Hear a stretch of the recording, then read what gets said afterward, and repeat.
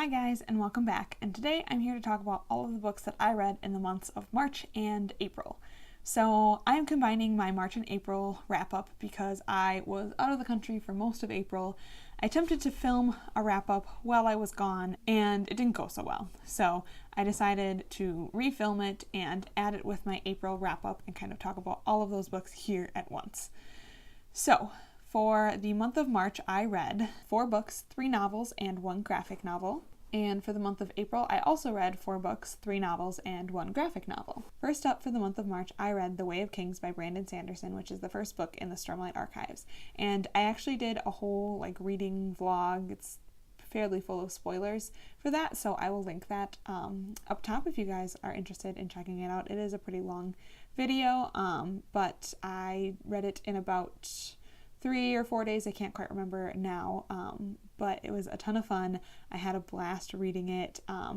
This is the first book in what will be a 10-book series, I think. Maybe I'm off on that number, but it was a great first novel. It follows multiple perspectives, and it is in this whole new world that is still within the Cosmere, but it takes place in a land called Roshar, and in Roshar there are all of these high storms that come, and no one can be out in a high storm. It is just like a super intense storm, and this world has kind of shaped itself, and the people have shaped themselves to deal with these high storms. And that was one of the things I loved about this book, was even how everything down to the plant life had formed in order to deal with these high storms, and everything about the people, the way they built their houses, the way they thought, everything revolved around these high storms, as it should be, because it's a huge part of their lives and it has a huge impact on them.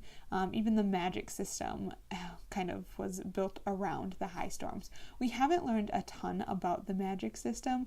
I can tell by the index in the end of the book that this is going to be a very in-depth and complex magic system, and so for this first book we've just brushed the surface, but it's already so exciting, and we are introduced to 3 main-ish characters. We have Kaladin Stormblessed, who is a slave at the beginning of this and throughout this book. We have Shallan, who is a scholar and a thief. And then we have Dalinar, who is one of the High Princes. It follows 3 very different perspectives that are all yet interwoven. I really enjoyed the characters. I liked following all 3 of them. I felt like we got a good mix between the 3. I also listened to this on audiobook, and Kate Redding does the female narration for this book, and I love her as a narrator. She's one of my favorites. And additionally, we have interludes in between the 3 parts of the book where we get to see perspectives from different characters who really have no other part in the book. They're just specifically to the interludes to give us some information about things that are going on in other parts of this world. I loved the interludes. I thought they were hilarious for most of them. They provided some humor and some breakup in between some of the big heavy scenes of the book. Even though this book is long, it's over 1,000 pages, it's very fast paced and kind of keeps you on the edge of your seat, and so it didn't really feel like reading a 1,000-page book. It was such a fun ride, and I cannot wait to continue on with the series. I gave The Way of Kings 5 stars. Next up is the book that I read for Rereadathon. The Rereadathon happened in March, and it was hosted by Murphy Napier, and it was all about rereading your favorite books. And I only got to 1 book during the specific time of the Rereadathon, and that book was North of Beautiful by Justina Chen Headley. I had read this book in high school, and I absolutely loved it, and so I was giving this book a second chance because I was curious to know if I would love it as much reading it now as a 26-year-old as opposed to then as a 16-year-old. I also picked this as an old favorite and as an unpopular book, and I think maybe one other, but I can't quite remember what other challenge this one satisfied right off the top of my head. And I will say I did not love this book as much as I did in high school. I was kind of disappointed, but I also kind of had gone into it knowing that that probably would be the case. So I was disappointed, but I knew I was going to be disappointed, so I wasn't as disappointed, maybe. This book follows Tara Cooper, who is a high school girl who wants nothing more than to graduate early, go to college, and get out of the rule of her pretty manipulative and abusive father. And she also deals with the fact that she has a port wine stain on her face. She's done lots of treatments to try to get rid of this port wine stain. She wears a lot of makeup to cover it up. And it's just kind of an unhealthy relationship that she has with her own beauty, with herself, with her father, with her family. There's a lot of dysfunction in this book. And honestly, I think that part was done really well. Like when her father would start to be verbally abusive to her mom and her brothers and her, like, it was painful to read, and not in like a ooh cringe painful way, but in a like I feel for her painful way. Like it's just, it breaks your heart listening to some of the things he says to his family. And so you can definitely see where Tara's misguided relationship with beauty and with body image comes from. And sadly, you can see how it affects the way she thinks about other people, especially her mom. I kind of was really sad at how she treated her mom in this story too. Her mom is overweight, and I don't think that this book does a great job with that representation. Additionally, there is a part of this book where Tara and her mom go to China with this boy named Jacob and his mom that they met through happenstance in this book. And Tara has formed a friendship with Jacob, and he was adopted from China, and he had cleft palate surgery when he was a baby, so he has like a visible scar, and he also is kind of a goth, so they kind of connect over a little bit of being outsiders and just kind of connect as people. And I remember really liking the romance in this book, and while I still really liked the relationship between Tara and Jacob in this book, there is kind of a aspect of cheating in this book as well that I didn't remember from the first time I read it, and I didn't think it was necessary. So overall, I gave North of Beautiful 3 stars. I thought there were some things that were really well done in this, and I thought that the message that it taught me when I was 16 about loving yourself and loving who you are and who you are on the inside and what beauty really meant, that was really powerful for me at the time that I read it. And so that still holds some sway for me when writing this book. But reading it as an adult, I feel like it just did too little too late, and there were some parts of this book that were still problematic, and so I kind of landed on a 3-star with it. If you guys have read North of Beautiful, let me know what you thought down below, because I'd love to chat more about it. The reviews on Goodreads are pretty mixed. It's either like 5 stars or 2 stars for most people, it seems like, so I kind of can agree with thoughts on both sides. So next up, I read the next installment in the Avatar: The Last Airbender graphic novels, and that was The Rift.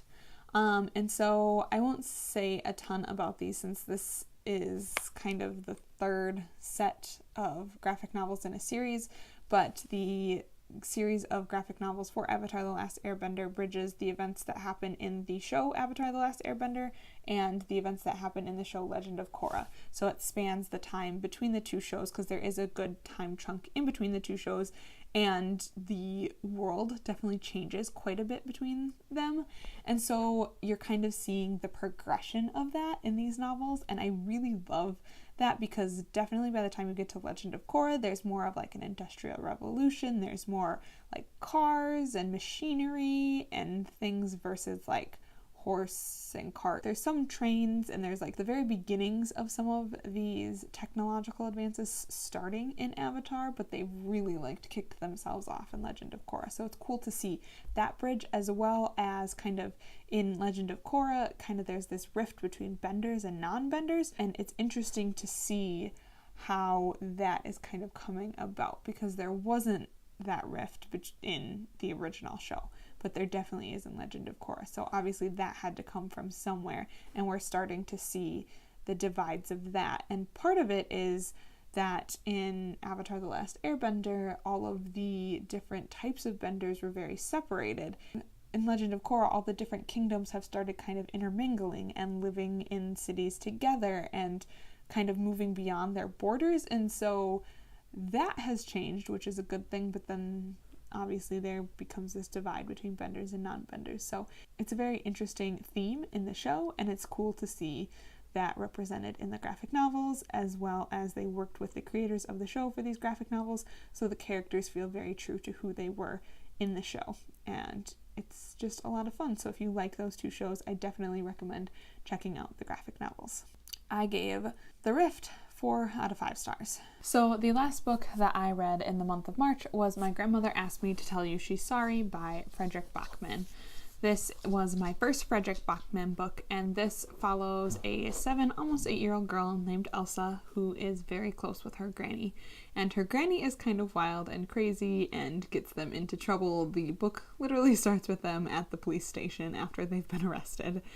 And it follows kind of this journey that Elsa has to go on because her granny is sick and she does end up passing away, but she leaves behind this quest for Elsa to deliver these letters to all these people that she wants to apologize to. And through this, Elsa works through her grief over losing her granny and all of the mixed emotions that she feels about her granny's death and even her life, as well as gets to know some of the people who are in her life a little bit better. It helps her when she has to deal with some of the bullying she experiences at school, and just in general kind of helps her work through a lot of things. There are some parts of this book where you kind of wonder if Elsa really knows everything that she says she knows, and if a child this young would actually, be as resourceful as she is. But overall, I think it was written very well. It definitely felt very childlike. There's a good chunk of this book that is about this make-believe world that Elsa and her granny made up together, and they have a secret language that they speak together, and I really enjoyed that part of the book. I did buddy read this with Murphina Pier's Patreon group, and some of the other people who read it felt like that part was boring to them. However, as someone who had a very active imagination as a child, I could definitely relate to those parts of the book, and I really enjoyed them overall. I gave My Grandmother Asked Me to Tell You She's Sorry 4 out of 5 stars. Next up, we have all of the books that I read in April, and for the month of April, I participated in the Owls Readathon, and I did complete all of the Owls that I was hoping to finish, so that was very exciting for me. So I will go over which book I read for which owl as I go through what I read this month. So the first book I read was for my herbology owl, and that was to read a book with a plant on the cover, and I read A Curse So Dark and Lonely by Brigid Kemmerer, and that book has some vines and leaves on the cover. And this was a Beauty and the Beast retelling, and it follows Ren, our prince, who was haughty and is now cursed, as he goes through these seasons to try and find a woman to fall in love with him. He does not always take the appearance of the beast, however. For most of the season he looks like himself, and then at the very end of the season is transformed into the beast, and he has gone through 300 seasons and still has not found a woman to love him. However, his kingdom around him has only gone through like 5 years, so the time in this is a little different. And then we also follow Harper, who is actually from our world. She's from Washington, D.C., and she gets kidnapped and taken back to Emberfall, which is the kingdom, in order to fall in love with Ren and be his beauty. However, Harper is very resourceful. She actually got taken because she was trying to stop Gray, the captain of the guard, from taking another girl. She was trying to beat him up, and so he ended up accidentally taking her instead. But she knows all about Stockholm Syndrome. She is not happy about being kidnapped. She does not want to be there. She wants to go home, and she has no intentions on falling in love with Ren. However, she's stuck there, and so she tries to make the best of her situation and ends up befriending some of the people within the kingdom and starts to kind of feel for these people and their situation that they're in. She's just a very kind and caring person. The other thing I love about Harper is that she has cerebral palsy, and I love how this was portrayed in this book. It was a part of who she was, but it wasn't everything that she was. She was so much more than just a character with cerebral palsy. She was strong, and she was feisty, and she was smart, and even though it caused some setbacks for her. She never let herself feel bad for herself or sorry for herself, and she fought and overcame obstacles constantly, and I just love that about her. I have a family member who has cerebral palsy, and I can see so much of her in Harper, and I really loved that representation that was there for her. Overall, I really liked this book. There was so much great friendships and charisma between the characters. I have never wanted there to be a love triangle in a book before, but I did in this book, and there wasn't, and I'm a little disappointed about it. But overall, this was a really great book. It was a fast read, it was a fun time, and I gave A Curse So Dark and Lonely 5 out of 5 stars. Next up was my Potions Owl, and for this you had to read a sequel, could be any sequel, and I read Saga Volume 3, which is obviously the third volume in the Saga series. This is a series of graphic novels, and it is about two warring peoples, and there is a character from each of these people, and they end up together. One is a prisoner, and the other is their guard, and they fall in love, and they escape, and they start a family together. And it's kind of a Romeo and Juliet story if Romeo and Juliet didn't kill themselves and actually, lived and had a family. This is actually told through the perspective of Hazel, their baby, and it's just about kind of their life together, and they are being pursued kind of on all sides because neither group of people want them or their baby to exist. There can be no working between the people. They are in this desperate war, and each other is the enemy, and everyone must see them as that way. And so they don't want word to get out that there are people from Wreath and people from Landfall that are together and happy. And so they're kind of being tracked down from all sides. It's a really funny book. It's very fast-paced. It's definitely an adult graphic novel, not suitable for children or even young teens, but it's really good. I really enjoyed it. I gave Volume 3 4 out of 5 stars. Next up we have my Ancient Runes Owl, and for that you had to read a retelling, and so I read Geekerella by Ashley Poston. This is a Cinderella retelling, and it takes place here in our world, and it follows Elle, whose real name is Danielle, because it seems like characters whose real names are Danielle want to be called something else. And it always makes me so sad. It's a good name, guys. It's a good name. Anyway, this follows Elle and her dad shared this love of Starfield. It was a TV show that was on when he was young, and then in reruns when she was young, and they would talk about this show and bond over the show. They would watch it together, and her dad actually started a con about the show. She would write fanfic. She runs a blog all about this show. And unfortunately her dad passed away, and it left her in the care of her stepmother with her two stepsisters as well. In this world, they are rebooting Starfield into a movie, and Elle is so excited about it. She's excited for there to be new material and just new buzz about it. However, she is not excited about who they have cast to play the main character in the show, or in the movie. And she writes some pretty scathing blog posts about it, and about how she is not a fan of him, and she does not like him, and she thinks he's going to be terrible at the role. And on the other side of this story, we follow Darian, who is an actor. He's a teen heartthrob from the show Seaside Cove, and pretty much every teenage girl in the country is in love with him, and he has been cast to play Prince Commodore, the main character in Starfield. And he is actually a huge fan of the show. He is kind of a nerd at heart, but no one knows it, and he kind of is really excited to play this role, but really nervous because he doesn't want to mess it up. And there's a lot about the true diehard fans who, aren't happy about him being in the show and think that he's just going to do a terrible job at it. And kind of Elle is one of those people. And so he actually was supposed to go to this con, and he doesn't want to go, and so he tries to text the founder of the con in order to get out of going to the con. But of course he ends up chatting with Elle, who has her dad's old phone. And they don't know who each other is, but they start texting back and forth to each other and talking about Starfield. And it's so cute. It culminates in such a great way.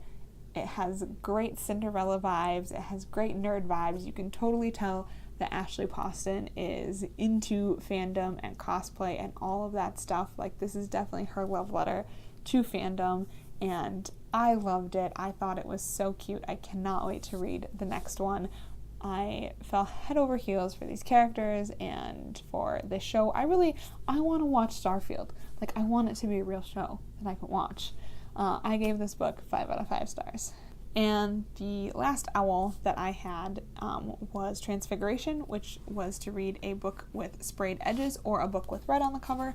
And I read The Secret Garden by Frances Hodgson Burnett, which has both sprayed edges and red on the cover, because her hat is red. And I was definitely reading this for the red on the cover and just now realized that it also has sprayed edges, so it definitely counts. Because I was a little nervous that this one kind of counted, but it definitely counts. So, this story follows Mary, who is a young child who has grown up in India. Her parents aren't very attentive to her, and she's basically been raised by servants, and as a result has gotten everything she's ever wanted in life, and is very much a spoiled brat. She's never been told no, and if she wants something, she gets it. She doesn't do anything for herself. However, one day a terrible disease sweeps through the country. A lot of the servants flee or die. Her parents end up dying, and she gets kind of just left alone. Like, everyone just forgot that she was there. Eventually, someone comes along and finds her, and she is sent to live with her uncle in England. So she goes to Misselthwaite Manor in Yorkshire, and there she kind of has to fend for herself. She doesn't have servants waiting on her. She has one maid who comes and goes and chats with her and is kind of her friend, but everything else she has to do on her own. She has to learn how to dress herself and how to entertain herself. And so she ends up going out into the gardens, and she finds that she loves the outdoors, she loves the moor, and she loves watching plants come to life in the springtime, and she finds a secret garden that has been locked up for 10 years. And it follows her as she tries to bring the garden back to life, along with Dickon, who is Mary, her servant girl's younger brother, as well as she meets Colin, who is her cousin, and he is very sickly and, if possible, more spoiled than she is. And she is the only person willing to stand up to him and telling him to suck it up. It doesn't matter if you're dying, you still have to live now. And it's just about them together and kind of being children. This book definitely had a lot of whimsy that you find in a children's book, especially a children's classic set in England. I'm a sucker for an English countryside setting, so I loved that about this book. I really loved some of the themes, like if you think positive thoughts, it'll do good things for your health, and just being outside and being allowed to be a child, and laughter, and how all of that is good for the soul. There were a few things in this book that were problematic that would just come up every once in a while, and you were just kind of like, did we even need to include it? There was this one scene in particular where they're talking about how the power of thought and of the magic, as they called it, and the gardener brings up this woman who, if she wouldn't have told her husband that he drank too much, maybe he wouldn't have beat her, and she was just asking for it. And these people weren't in the book before this, they weren't in the book after this, we never discussed them again, and it was just kind of, did we really need to include that? And there was also some other just little snippets that it's like, that was kind of racist. Maybe you should just not include that. This book was written in 1911, so parts of it, haven't aged as well. Most of the story is really good and really just a fun story and makes you just fall in love with the magic of springtime. But there are some bits that overall, I enjoyed my read-through of The Secret Garden. Parts of it did get a little bit repetitive at the end, I think partially being the time it was written and partially being a children's book. I gave this book 3.5 out of 5 stars. I thought that we saw a lot of great character growth in Mary, and it was a fun time, and it made me want to get outside and plant my own garden. So that is it. That is everything that I read in the month of March and the month of April. If you guys participated in the Owls Readathon, let me know how it went down below. I would love to know. And let me know what you guys have been reading the past few months. That is pretty much all I have for today. So happy reading. Thanks for watching, and I will talk to you guys again soon. Bye!